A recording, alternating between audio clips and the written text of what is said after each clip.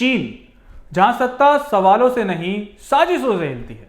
लेकिन बीजिंग में कुछ ऐसा हुआ है जिसे सिर्फ अनुशासनात्मक कार्रवाई कह देना शायद सच्चाई से मुंह मोड़ना होगा। और आज इसी वजह से यह सवाल पूरी दुनिया पूछ रही है कि क्या चीन के राष्ट्रपति शी जिनपिंग को हटाने या मारने की साजिश रची गई थी। चीनी सेना के सबसे ताकतवर जनरलों में से एक, शी जिनपिंग के बेहद करीबी सेंट्रल मिलिट्री कमीशन के वाइस चेयरमैन झांग यूशिया अब जांच के घेरे में है। आरोप है अनुशासन और कानून के गंभीर उल्लंघन का। लेकिन चीन को जानने वाले एक्सपर्ट्स कह रहे हैं कि यह सिर्फ करप्शन नहीं, यह सत्ता के तख्तापलट की कहानी हो सकती है। आपको याद होगा 2025 में जब जिनपिंग के बीमार होने और तख्तापलट होने की खबरें आई थी, और अब ऐसा दावा किया जा रहा है कि शी जिनपिंग की बीमारी की खबर एक रणनीति थी और उसी जाल में फंस गए हैं उनके ही सबसे भरोसेमंद जनरल। तो अब सवाल साफ है कि क्या यह सेना की सफाई अभियान है या फिर शी जिनपिंग का सबसे बड़ा काउंटर अटैक। और क्या चीन अब एक नए दौर की सियासी उथल पुथल की ओर बढ़ रहा है। चीन की सत्ता के गलियारों में चल रही इस खामोश जंग की पूरी कहानी देखिए इस रिपोर्ट में। क्या चीन में राष्ट्रपति शी जिनपिंग को मारने की साजिश रची गई? यह सवाल इसलिए उठ रहा है क्योंकि चीनी सेना में एक बार फिर उथल पुथल मच गई है। चीनी रक्षा मंत्रालय ने शनिवार को पुष्टि की कि पीपल्स लिबरेशन आर्मी के सबसे ताकतवर जनरलों में शामिल झांग यूशिया जांच के घेरे में आ गए। वो शी जिनपिंग के सबसे करीबी लोगों में से एक रहे हैं। हालांकि एक्सपर्ट्स कहते हैं कि वो अब जिनपिंग को हटाने में जुटे थे, लेकिन जिनपिंग ने उन्हें ही जाल में फंसा लिया। उन पर अनुशासन और कानून के गंभीर उल्लंघन के आरोप लगे हैं।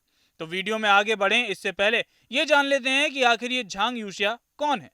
फिर हम आपको बताएंगे उन खबरों के बारे में जो 2025 में चीन में तख्तापलट और जिनपिंग के खात्मे को लेकर उठी थी।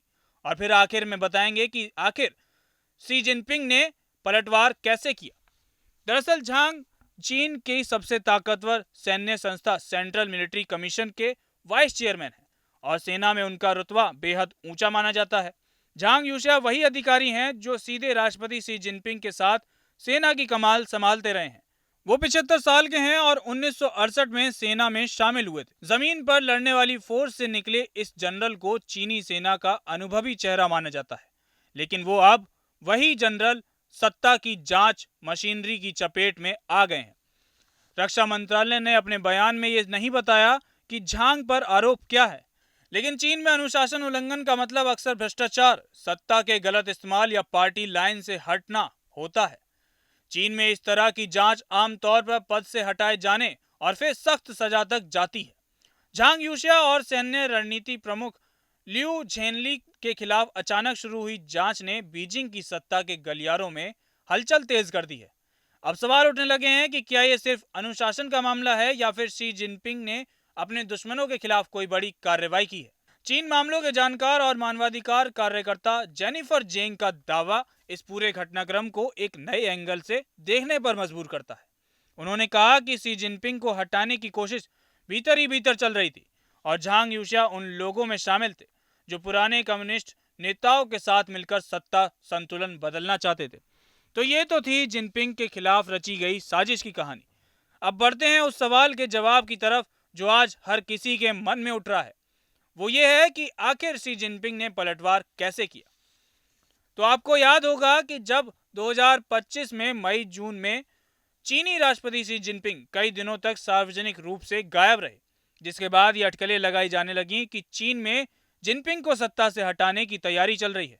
लेकिन लगभग 22 दिनों की अनुपस्थिति के बाद जुलाई 2025 में एससीओ की बैठक के दौरान चीनी राष्ट्रपति शी जिनपिंग ने बीजिंग में भारत के विदेश मंत्री एस जयशंकर से मुलाकात की और उन सभी अटकलों को खत्म कर दिया जो उनके तख्तापलट और खराब स्वास्थ्य को लेकर लगाई जा रही थी। हालांकि जब वो दिखाई दिए तो चेहरे पर थकान दिख रही थी और बीमार लग रहे थे। हालांकि अब इस घटना के बाद जेनिफर जेंग के मुताबिक पूर्व राष्ट्रपति हू जिनताओ, पूर्व प्रधानमंत्री वैन जियाबाओ और झांग यूशिया जैसे दिग्गज शी जिनपिंग की ताकत कम करना चाहते थे, लेकिन वे पार्टी को बचाए रखना भी चाहते थे। उनका सपना था कि चीन फिर से देंग शियाओपिंग के दौर की तरह चले, लेकिन उन्होंने निर्णायक कदम देर से उठाया और यही उनकी सबसे बड़ी गलती बन गई। जेंग का कहना है कि पिछले सप्ताह शी जिनपिंग के बीमार होने और अस्पताल में भर्ती होने की खबरें दरअसल एक रणनीति थी ताकि विरोधियों को भ्रम में डाला जा सके। इसी दौरान एक अहम बैठक में झांग यूशिया सिर्फ 4 सुरक्षा कर्मियों के साथ पहुंचे। वहीं पहले से मौजूद 100 से ज्यादा लोगों ने उन्हें घेर लिया और हिरासत में ले लिया। कुछ रिपोर्ट्स ये भी कहती हैं कि झांग यूशिया सच में शी जिनपिंग को हटाने की योजना बना रहे थे, लेकिन किसी ने इसकी सूचना पहले ही दे दी। यानी भीतर ही भीतर चल रही चाल को शी जिनपिंग ने पलटवार में बदल दिया। दिलचस्प बात यह है कि इससे पहले एक और वाइस चेयरमैन हे वेइडोंग को हटाने की खबर महीनों बाद सार्वजनिक हुई थी, लेकिन इस बार झांग यूशिया के खिलाफ कार्रवाई की घोषणा कुछ ही दिनों में कर दी गई।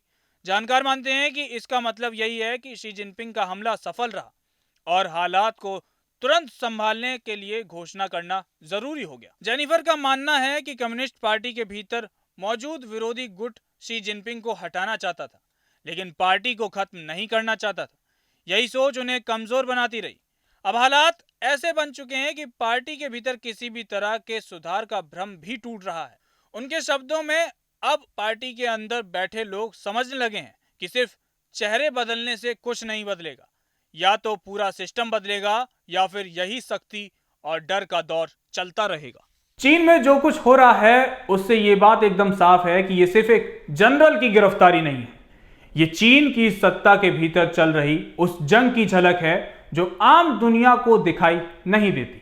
बीजिंग की इस खामोश जंग में फिलहाल तस्वीर साफ नहीं है, लेकिन संकेत बेहद खतरनाक है। एक तरफ सत्ता को बचाने के नाम पर की जा रही सख्त सफाई और दूसरी तरफ सेना और पार्टी के भीतर बढ़ता अविश्वास। सवाल अब यह नहीं है कि शी जिनपिंग बचे या हटे, सवाल यह है कि क्या डर और दमन के सहारे कोई महाशक्ति लंबे वक्त तक स्थिर रह सकती है। जो लोग सोच रहे थे कि शी जिनपिंग को कमजोर किया जा सकता है, आज वही लोग समझ रहे हैं कि चीन में सत्ता बदली नहीं जाती, सत्ता खुद तय करती है कि कौन बचेगा।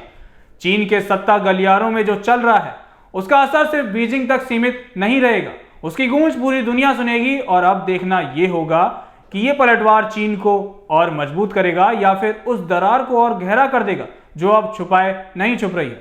बहरहाल आज की इस रिपोर्ट को लेकर आपका क्या कुछ सोचना है, अपनी राय हमें कमेंट सेक्शन में जरूर बताएं। और चीन में तख्ता पलट को लेकर और शी जिनपिंग को लेकर क्या कुछ सोचना है वो भी कमेंट में जरूर बताएं। कैमरे के पीछे मेरे सहयोगी वाहिद हैं, मेरा नाम तरुण है। जनता न्यूज़ पर खबरों का सिलसिला यूं ही जारी रहेगा।